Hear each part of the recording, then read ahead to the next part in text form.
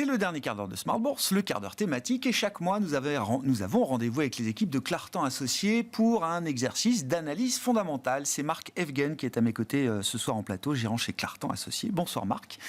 Ravi de vous retrouver. Le cas d'investissement que vous nous proposez, c'est un cas pratique qui tourne autour d'un produit, alors j'ai appelé ça un produit du quotidien, ou en tout cas un produit d'usage quotidien, puisqu'on parle avec vous de la société suisse. Vous êtes localisé en Suisse, Marc. La société s'appelle Geberit, et c'est donc un des grands spécialistes mondiaux des systèmes de plomberie et de produits sanitaires. C'est une entreprise qui a 150 ans d'histoire, Marc, c'est vous qui me l'avez appris, et qui en 150 ans d'histoire n'a eu que 5 CEO, 5 directeurs généraux.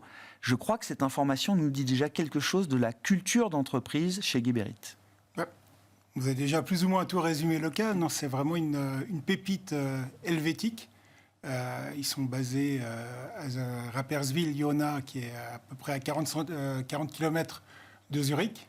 Et c'est effectivement le leader européen de tout ce qui est installation sanitaire, technologie sanitaire. Maintenant, tout le monde connaît les toilettes ou la petite chasse d'eau. C'est la partie visible. C'est la partie visible, mais c'est seulement 30% de leur revenu, donc la partie de salle de bain finalement, alors que 70% de leur revenu, ça vient de behind the wall, donc ce qu'on ne voit pas. D'une partie, tout ce qui est chasse d'eau, ça environ 37% de leur revenu, et ensuite tout ce qui est piping, donc les tubes qui relient les eaux usées et également l'eau potable.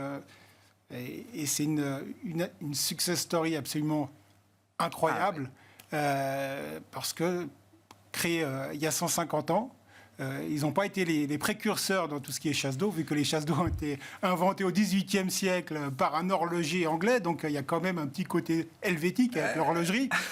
Et c'est effectivement une valeur qui, petit à petit, a fait son nid en venant en bourse il y a 25 ans. Alors c'est une société à la base familiale. La famille sorti du capital en 97. D'accord. Rentré en bourse en 99.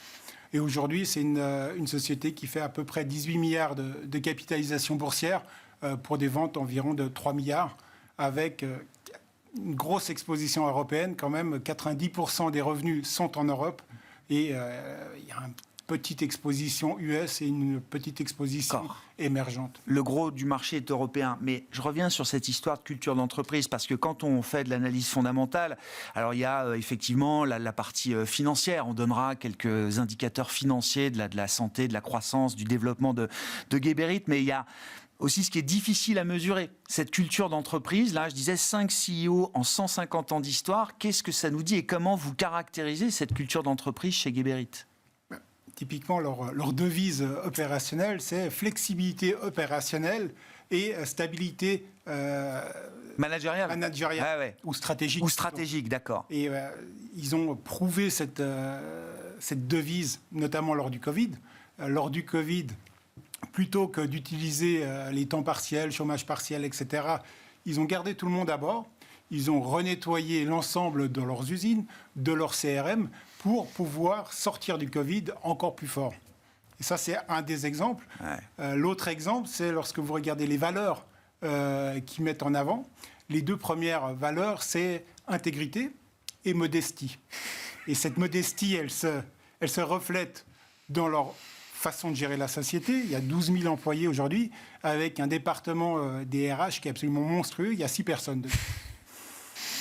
À l'inverse, les managers, donc le CEO, il vit ça de manière quotidienne. Lorsqu'il vient voir des investisseurs à Paris, il n'y a pas de limousine, c'est le métro, il vient tout seul, sans charger d'investisseurs. C'est vraiment une stratégie qui est vécue de la tête de l'entreprise jusqu'aux dernières... Et c'est des signaux faibles qui comptent pour vous en tant qu'analyste, gérant, investisseur. Marc, ça dit quelque chose d'une entreprise quand le patron vient tout seul effectivement rencontrer les investisseurs et qu'il n'a pas une cohorte de 10 personnes autour de lui? C'est toujours mieux, mais c'est encore mieux quand ça se reflète dans les chiffres. Et c'est une société, alors si on veut être très simpliste, ils font des toilettes, mais ils font 30% de marge EBITDA.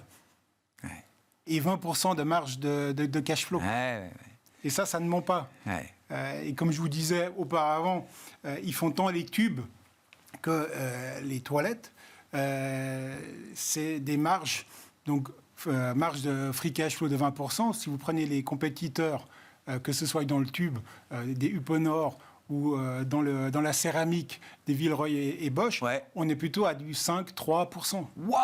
Ah oui, c'est un écart. Mais ça veut dire que là, on parle de produits à haute valeur ajoutée, c'est ça, Marc? À la fois entre ce qui se voit, la cuvette de toilette, pour parler trivialement, et tout ce qui ne se voit pas, mais qui a une importance considérable. Ben, c'est ça qui est intéressant, en fait, c'est que ce qui est derrière le mur, ça représente que 10% du budget lorsque vous rénovez une salle de bain. Ouais. Et la dernière chose que vous voulez lorsque vous rénovez votre salle de bain, c'est qu'il y ait un souci dans les tubes. Et être obligé de tout casser pour tout changer. Oui. Ça parle de quoi? Ça parle de... On veut de la qualité. Ouais. Ensuite, leurs clients, c'est les installateurs, les plombiers, etc. Eux, qu'est-ce qu'ils veulent? Ils veulent de la simplicité. Donc, Geberit a été très fort dans tout ce qui est innovation pour simplifier les processus. C'est des sortes de tubes un peu comme des mécanos. Et du coup, ça simplifie leur travail.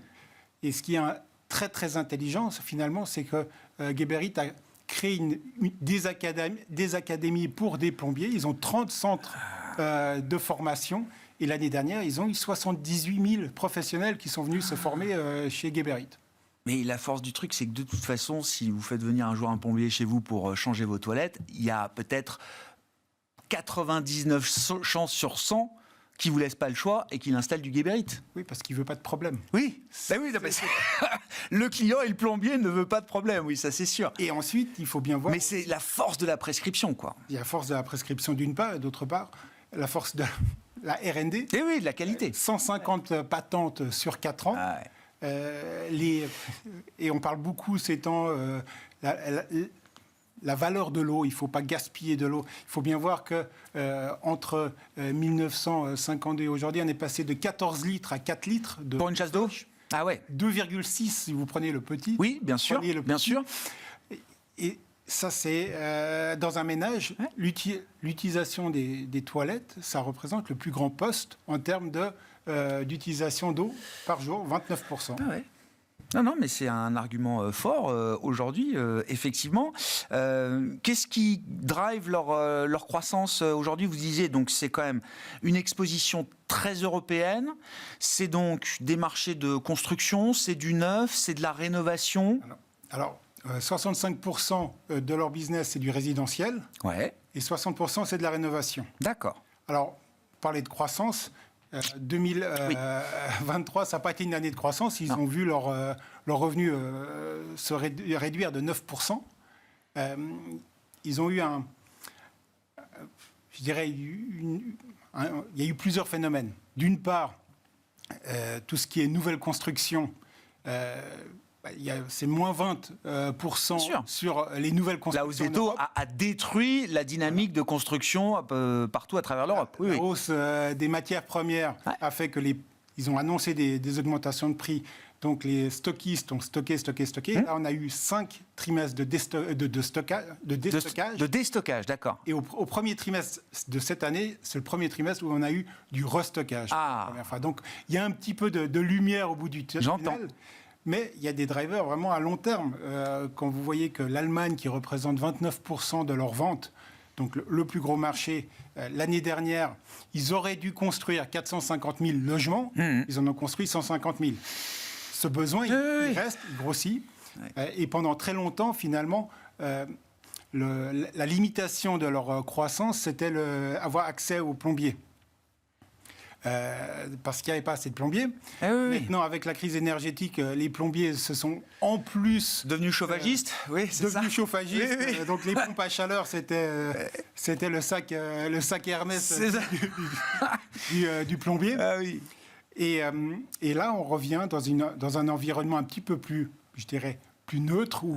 Alors cette année, ça va être encore un peu plus difficile, parce que ce n'est pas une petite baisse de taux de 25 bips qui va faire que vous allez changer votre salle de bain. Mais néanmoins, ils arrivent, malgré cette baisse de 9% des ventes, à augmenter leur marge EBITDA de 3%. Bon, j'ai vu, c'est vrai que le cours de bourse alors, a connu l'envolée Covid. C'est au moment où tout le monde a refait ses toilettes, j'imagine. On refaisait sa cuisine, ses toilettes, etc. Et puis, il y a eu un pic 2021, je crois, pour le titre en bourse. Il y a eu une grande descente, effectivement. Et là, comment est-ce que vous gérez la position chez Clartan? Est-ce que là, justement, même tactiquement, il y a un moment intéressant pour se repositionner sur ce titre? Typiquement, nous, on était investis pré-Covid. Ouais. Pendant le Covid, on a vendu lorsqu'il y a eu cette envolée 780. Ouais. Ensuite, se sont accumulés justement tous ces phénomènes. Et on a commencé à remettre une position dans différents fonds fin de l'année dernière, quand finalement on sentait que... la fin du déstockage, quoi, c'est ça. Alors, il y avait tellement de nouvelles négatives sur le marché allemand, et c'est un proxy un petit peu pour la construction allemande, tout a un prix. Et la valorisation était intéressante. Donc, je pense qu'à ces niveaux, c'est plutôt intéressant. Ça reste très cher, mais c'est de qualité. Oui, mais c'est le problème de la qualité. C'est que la qualité, c'est toujours un peu cher. À 30%. Oui, c'est ce que vous disiez. Oui, retour sur capitaux employés, le free cash flow, etc. Tout ça fait que c'est une entreprise de grande qualité qui, effectivement, ne peut pas descendre tellement en tous certains multiples aujourd'hui. Elle est quand même 40% en dessous de ses plus hauts aujourd'hui. Ah oui, par rapport au sommet de 2021. Oui, bien sûr. Oui, ça a été divisé par deux. Oui, effectivement, de ce point de vue-là. Merci beaucoup, Marc, de nous avoir fait découvrir ou redécouvrir le cas Geberit. 150 ans d'histoire, alors moins en bourse évidemment, ça fait un quart de siècle qui sont cotés, mais oui, c'est une entreprise bien identifiée par ceux qui cherchent de la qualité sur les marchés européens. Marc Evgen, gérant chez Clartan Associés, était avec nous, l'invité de ce dernier quart d'heure de Smart Bourse ce soir.